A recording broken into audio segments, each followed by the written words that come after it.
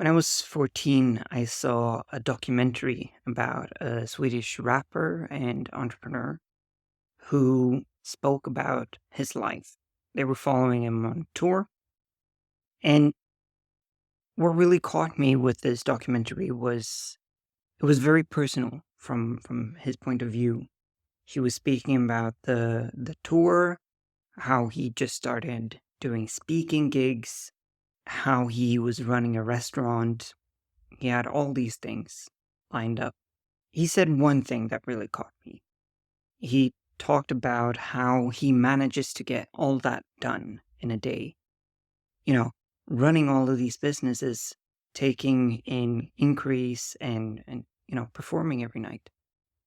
And he showed this app to the filmer. It was a simple to-do app, and he was like, "Yeah, it's great because whenever I realize I have to do something or when I'm in a meeting where I know that I'll have stuff to do afterwards, I pick up the app and I write in whatever it is I have to do and I rank it and I assign it to a day where I know I can do it. And if I can't do it that day, I'll just push it to the next." Ever since, I've been very interested in productivity systems and to-do lists and tools to create productivity. And that's sort of what we're going to talk about today. We're going to talk about productivity, but not from a tools perspective. Rather, we're going to talk about the fundamental principles of being structured and getting things done. This is Caspian with a riff on structure. So I have this very long interest in productivity and trying to get stuff done. I've always had a bunch of different engagements in different communities, organizations, jobs, school, those kinds of things. Bunch of stuff to do every single day. And I've come up with a couple of principles that I think work for me in terms of structure and productivity, but that I think are vital for anyone who wants to start thinking about their own productivity. Because, as we'll talk more about later, it isn't about the tools that you use. It's not about the apps. We love to think that. We love to go to gear first, right? Think about the gear that you need in order to do something. We buy new running shoes before we start developing a routine for running. But we don't become better runners for buying new running shoes. The same goes with productivity. You don't become a more productive human being just because you download Notion or Todoist or whatever productivity app you want to download. You become a more productive human being and you become more structured by focusing on becoming more productive and becoming more structured. So here are 3 principles that have worked for me, regardless of tools, regardless of positions I've been in, regardless of if it's been in my own firm or in school or in organizations. The first one is don't mind the tool. Don't care about the tool. The tool doesn't matter. I had a conversation with a colleague the other day who wanted to investigate and talk about how to use the productivity tool that we use at our job. We sat there for 20 minutes and spoke about the tool and I showed her around it and we spoke about the different functions and where to place tasks and how to structure projects in this tool. But we finally ended up in the fact that she needs to develop a system for her productivity. It's not about where to put the to-do tasks, because you can be just as productive in Apple Notes and reminders as you can be in Asana or Jira. Doesn't really matter. It's about what your habits and your mindset is towards the tool and how you use it. The second one is build systems you trust. Building systems you trust is fundamental to being structured. So what I've done is that I have one app where I take all my notes. I have one app where I have all my to-dos, and then the calendar, of course. Those are the only 3 things that I need. They are my backup, and I trust them completely. Because if I need a note that I know that I've written, I know where to find it. I go to Notion. That's where all my notes are. I don't have any paper scribbled. I don't have any notes in Google Sheets. I don't have any emails. Nothing like that. They're all in Notion because that's the only place I take notes. The same goes for to-dos. I know that there are no to-dos in my notebook, anywhere else on my phone, in emails sent to me and lost in the Ethernet, in Apple Notes, whatever. I know that they are all in my to-do app. And when I trust that enough, I don't need to look anywhere else, and I don't need to be afraid that I've forgotten something. That's the most important part for me. I know that I can trust my app so well that I don't need to worry about remembering stuff that I need to do. I can trust that app completely. I've even gone so far in periods of my life where I've had one list for the morning and one list for the evening.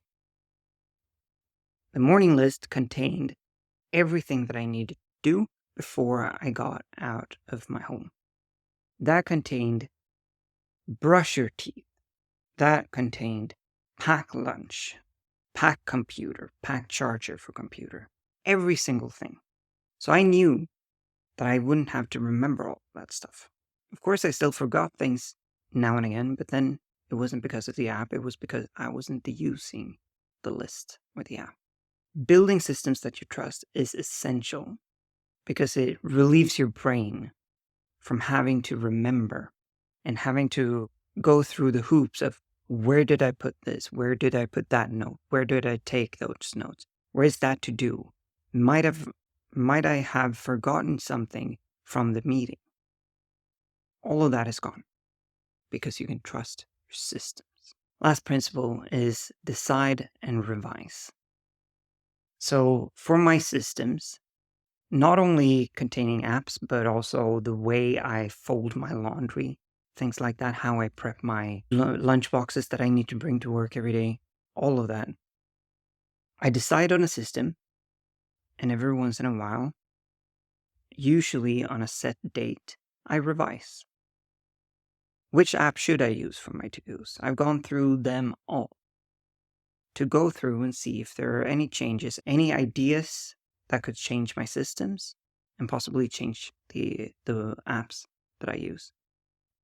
I've gone through the systems that I have, decide on your systems, and then revise them depending on your needs at the moment, where you are in life, what happens around you, your environment, your job, your stress levels, all of that. But you need to commit to them. That's the decide part of it.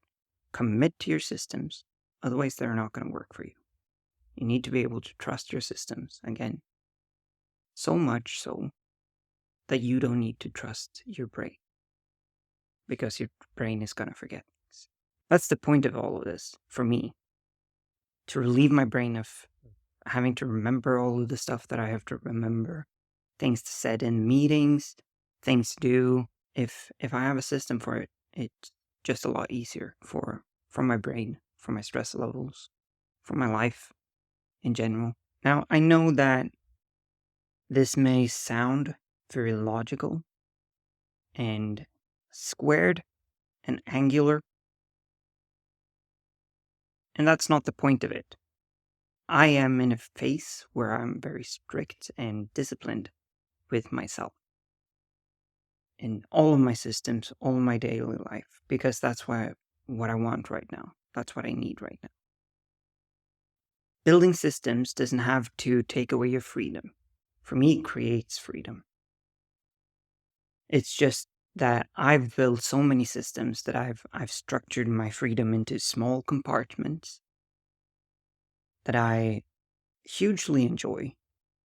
But I've also lived parts of my life where I haven't structured it so much, and I've enjoyed a lot more freedom and a lot more ambiguity. And if that's what you want, just focus on building systems for the things that you want to relieve yourself of. And I think most of us, at least at work, you want systems for note-taking and reminders and to-dos. So focus on those. Focus on it at work. You don't need to go overboard with it. Even if you're just starting out, start with a couple of easy systems. Because otherwise you're gonna get overwhelmed and it's gonna feel like you're suffocating. I've seen this happen a lot of times, both in myself and in friends. So those are my 3 principles for becoming structured, staying structured and disciplined, but also doing it with love, with care for yourself. Thank you so much for listening. Please do subscribe to the podcast or these updates wherever. If you have any questions, please send them my way. And until next time, take care.